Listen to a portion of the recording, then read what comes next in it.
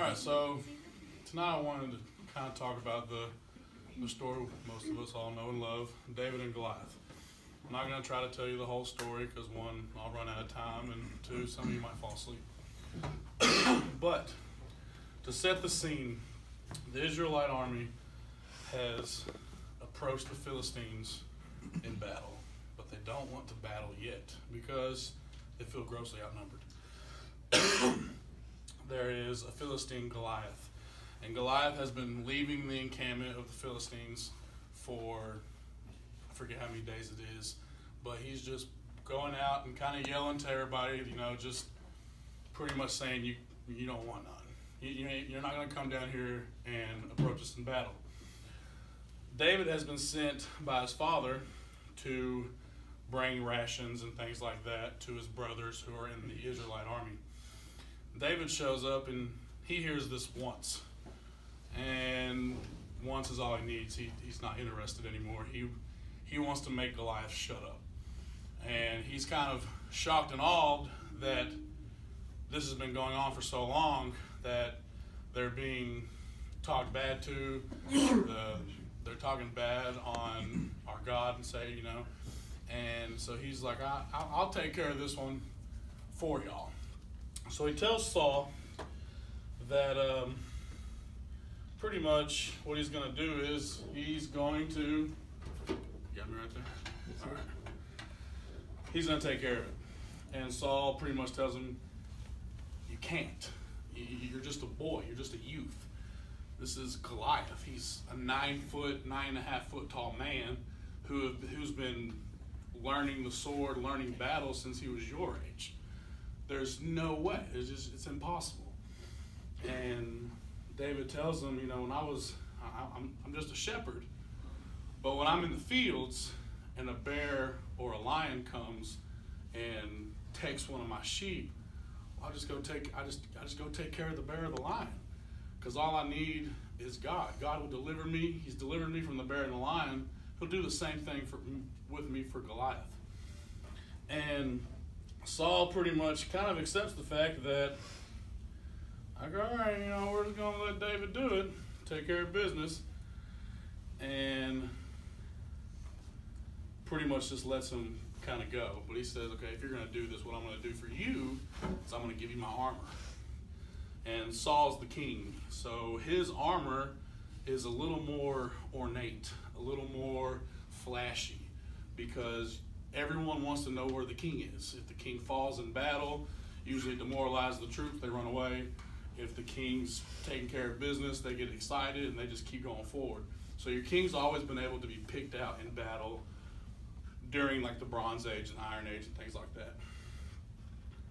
So Saul gives him his armor and his sword.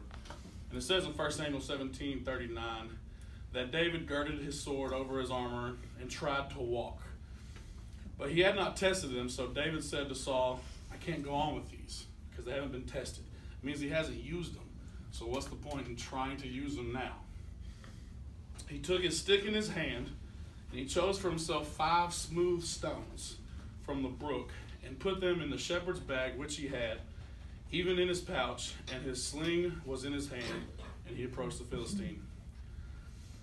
Now, David, once again, he's a youth. I don't know exactly his age, and I don't think it ever tells you. So I'm going with, say, 13 to 16. That'd be a good estimate. Sounds good. So he's probably 5 foot, maybe 5'2", 5'3", and once again, Goliath's 9.5 foot tall, wearing 160 pounds of armor, a 30-pound sword. He's a monster of a man. That would be like me standing next to my daughter in size comparison. I'm sure from standing afar, it looked semi-comical, but at the same time, like David's probably fixing to lose his life, is what a lot of people probably thought. So David has his stones, and once again he said that, all I need is what I had when I'm a shepherd. You don't have to dress me like a warrior. I've been a shepherd, I am a shepherd, and I'm going to go into this battle as a shepherd. And he has his rocks, he has his sling, and these rocks are about the size of a tennis ball, roughly. They're about almost a pound. So, I mean, these aren't pebbles. These are pretty large rocks. David takes off and runs towards the battle line as he's slinging or spinning his sling. And he lets go, and there goes the rock. Hits Goliath square in the forehead. And this next part is just, it's pretty cool, and I'm going to tell you why. Have you ever been hit really hard in the forehead, or anywhere for that matter? Usually where the force is coming is where you continue to go, or you just drop down. Goliath was hit square in the forehead from A to B, and he hit his knees, and then he fell forward onto his face. So that represents that if you have your sling and your rock, if you have your Bible and you have Jesus, you can go into any battle against any giant, whatever your giant may be, and the giant will bow to the power and the awesomeness that is Jesus, because they have no choice. It's going to happen every time. Now, I know we all have giants in our life, whether it's, say, your giant might actually be a person. You may be in a situation where you're maybe bullied. It may be a subject in school. It may be a teacher. I don't know.